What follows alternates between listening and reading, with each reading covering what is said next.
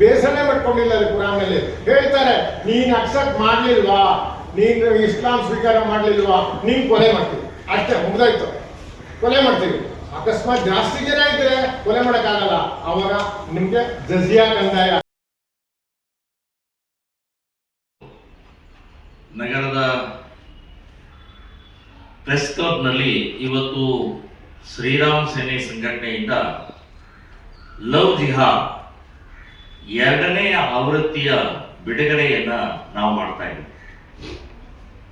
ನಮ್ಮ ರಾಜ್ಯದ ಹಿರಿಯರಾದಂಥ ಸಾಹಿತಿಗಳಾದಂಥ ಆಗುಂಬೆ ನಟರಾಜ್ ಇವರ ನೇತೃತ್ವದಲ್ಲಿ ಈಗ ಬಿಡುಗಡೆಯಾಗಿದೆ. ಈ ಪುಸ್ತಕದ ಉದ್ದೇಶ ಇಡೀ ದೇಶದಲ್ಲಿ ಅಷ್ಟೇ ಅಲ್ಲ, ಇಡೀ ಜಗತ್ತಿನಲ್ಲಿ ಇಸ್ಲಾಂ ತನ್ನ ಮತವನ್ನ, ಇವತ್ತು ನಾವು ಕಂಪ್ಲೇಂಟ್ ಕೊಟ್ರೆ ಯಾವುದೇ ಪ್ರಕ್ರಿಯೆ ಆಗಲಾರದಂತ ಪೊಲೀಸ್ ಇಲಾಖೆ ಇದೆ. ಅದಕ್ಕೆ ಸರಿಯಾಗಿ ಗಮನವನ್ನು ತಗೊಳ್ಳದೆ ಅದು ಸರಿಯಾಗಿ ಕಂಪ್ಲೇಂಟು ತಗೊಳ್ಳೋದಿಲ್ಲ. ಇನ್ನು ಕೊನೆಯದಾಗಿ ಹೇಳೋದಾದ್ರೆ ಕೋರ್ಟ್ ಸಿಸ್ಟಮು ಕೂಡ ಬಹಳ ವಿಳಂಬ ಮಾಡ್ತಾ ಇರೋದ್ರಿಂದ ಈ ಅನಾಹುತಗಳು ಮತ್ತೆ ಮತ್ತೆ ಮತ್ತೆ ಹೆಚ್ಚಾಗ್ತಾ ಇರುವಂತಹ. ಉದಾಹರಣೆ ಹೇಳೋದಾದ್ರೆ, ನಮ್ಮ ದೆಹಲಿಯಲ್ಲಿ 15 ವರ್ಷದ ಹಿಂದೆ ನಿರ್ಭಯ ಪ್ರಕರಣ, ಒಂದು ವಾಹನದಲ್ಲೇ ಅತ್ಯಾಚಾರ ಮಾಡ್ತಾ ಹೋದ್ರು. ಆ ಪ್ರಕರಣ ಇಡೀ ದೇಶದಲ್ಲೆಲ್ಲ, ಇಡೀ ಜಗತ್ತಿನಲ್ಲಿ ಬಹಳ ದೊಡ್ಡ ಚರ್ಚೆ ಆಯ್ತು. ಸೊ ಆ ಪ್ರಕರಣಕ್ಕೆ ಶಿಕ್ಷೆ ಆಗಬೇಕಾದ್ರೆ 12 ವರ್ಷ ತಗೊಳ್ಳಿ, ಕೋರ್ಟ್ 12 ವರ್ಷ ತಗೊಳ್ಳಿ. ಸೊ ಇದು ನಮ್ಮ ದೇಶದ ಕೋರ್ಟಿನ ಸಿಸ್ಟಮಿನ ಕುಮ್ಮಕ್ಕು ಕೊಡ್ತಾ ಇದೆ. ಸೊ ಅವರಿಗೆ ಈ ಅತ್ಯಾಚಾರಿಗಳಿಗೆ, ಕೊಲೆಗಡಿಗರಿಗೆ, ಲವ್ ಜಿಹಾದ್ ಮಾಡುವಂತವರಿಗೆ ಭಯನೇ ಇಲ್ಲ. ಆ ಹಿನ್ನೆಲೆಯಲ್ಲಿ ಕೋರ್ಟು ಕೂಡ ಇದಕ್ಕೆ ಜವಾಬ್ದಾರಿ ಅಂತ ಹೇಳ್ತೀನಿ.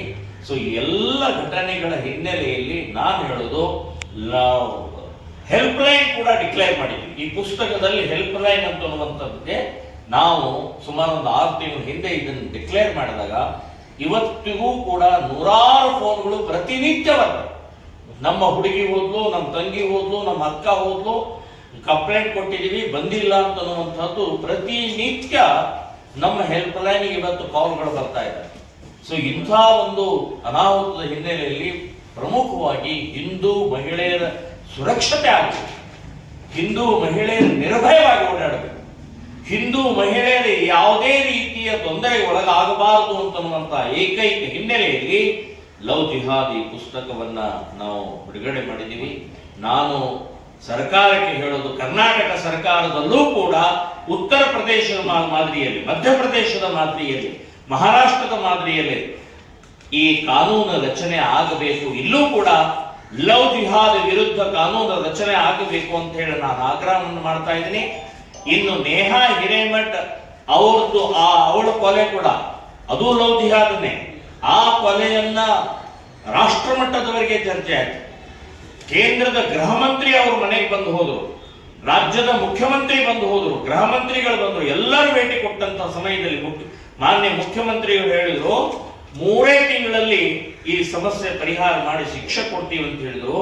ಸ್ವಾಮಿ, ನಾನು ಕೇಳೋದು ಮಾನ್ಯ ಮುಖ್ಯಮಂತ್ರಿಯವರಿಗೆ 10 ತಿಂಗಳಾಯ್ತು, 10 ತಿಂಗಳಾದ್ರೂ ಇನ್ನೂ ಯಾವುದೇ ರೀತಿಯ ಪ್ರಕ್ರಿಯೆ ಆಗಿಲ್ಲ ಅಂತನ್ನುವಂಥದ್ದು ನಾನು ಹೇಳ್ತೀನಿ. ನೀವು ಬರೇ ನಾಟಕ ಬೂಟಾಟಿಕೆ ಮಾಡ್ತಾ ಇದ್ದೀರಿ.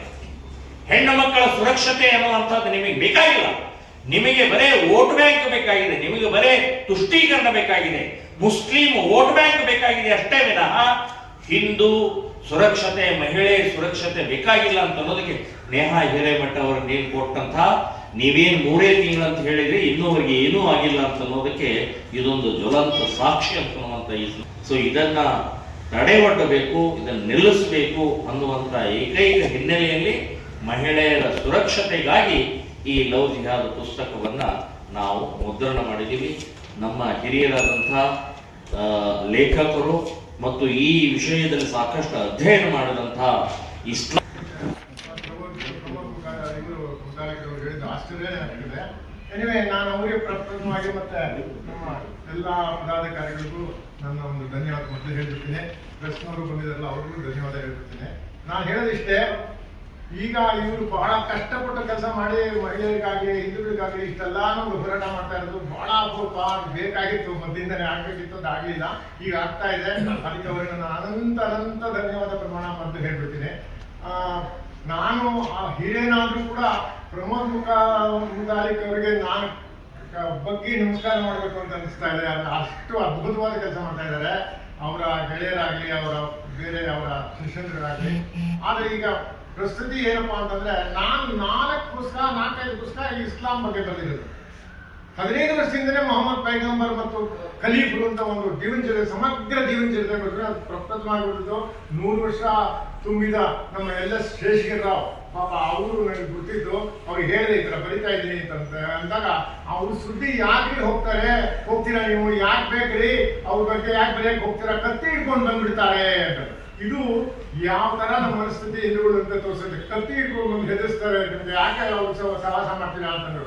ನಾನು ಹೇಳಿದೆ, ನನಗೆ ವಯಸ್ಸಾಗಿದೆ, ಹಾಗೇನ ಆಯ್ತು ಅಂದ್ರೆ ನಾನು ಹುತಾತ್ಮ ಆಗ್ಬಿಡ್ತೀನಿ, ಅವಾಗ ಅವಾಗಲಾದ್ರೂ ನನಗೆ ಪ್ರಸಿದ್ಧಿ ಸಿಗ್ತದೆ, ಈಗ ಸಿಗ್ತಿದ್ರು ಅಂತ ಹೇಳಿ ತಮಾಷೆ ಮಾಡಿದೆ ಅವ್ರಿಗೆ. ಅದು ಬರೆದು 1,000 ಕಾಪಿನ ಉಚಿತವಾಗಿ ಹಂಚಿದ್ದೀನಿ, ಅವ್ರಿಗೂ ಕಳಿಸ್ಕೊಟ್ಟಿದ್ದೀನಿ. ಅವ್ರು ಓದಿದ ಪ್ರತಿಕ್ರಿಯೆ ನೀಡಲಿಲ್ಲ. ಇದು ಏನು ಅಂತಂದ್ರೆ ನಮ್ಮ ಹಿಂದೂಗಳ ಮನಸ್ಥಿತಿ. ಅವ್ರು ಏನ್ ಹೇಳಿದ್ರು, ಕತ್ತಿ ಹಿಡ್ಕೊಂಡು ಬಿಡ್ತಾರೆ ಮನೆಗೆ ಅಂತಂದ್ರು. ಒಂದು ಬ್ಲೇಡ್ ಕೂಡ ಹಿಡ್ಕೊಂಡು ಬರ್ಲಿಲ್ಲ ನಮ್ಮ ಮನೆಗೆ ಇದುವರೆಗೂ. ಕತ್ತಿ ಬಿಡಿ, ಮುಸ್ಲಿಂ ಆದರ್ಸ್ ಎಲ್ಲರಿಗೂ ಕೊಟ್ಟಿದ್ದೀನಿ, ಯಾರು ಇದು ಮಾಡೋದು. ಅದು ಅದಾದ್ಮೇಲೆ ನಾನು